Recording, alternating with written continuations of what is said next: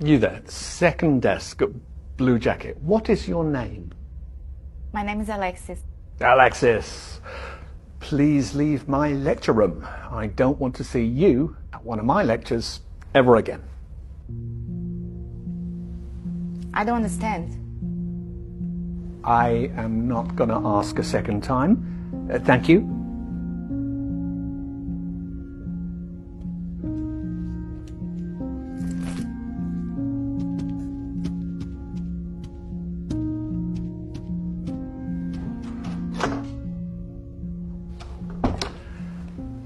Why are there laws? What are laws for? Anyone? Social order? To protect a person's personal rights. So that you can rely on the government? Justice? Thank you. Tell me, was I unfair to your classmate just now? Indeed I was. So,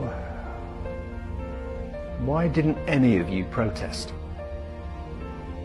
Why didn't any of you try and stop me? Why didn't you want to prevent this injustice? You see, what you have just learnt, you wouldn't have understood in 1,000 hours of lectures unless you lived it.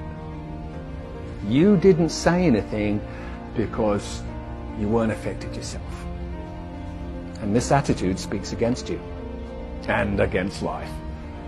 You think it doesn't concern you, so it's none of your business. Well, I'm here to say, if you don't help bring about justice, then one day you too may experience injustice, and there will be nobody there to stand before you. Truth and justice lives through us all, and we must fight for it. Because in life and work, we often live next to each other, but not with each other. We console ourselves that the problems of others are nothing to do with us, none of our business. And we go home glad at night that we're spared, but it's about standing up for each other. Every day an injustice happens in business, sport, or on the tram. Relying on someone else to take care of it is not good enough. It is our duty to be there for others, to speak up for others when they cannot. I am here to teach you the power of your voice. I want you to learn critical thinking to empower you to stand up for what is right, even if it means going against what everyone else is doing. Let's begin.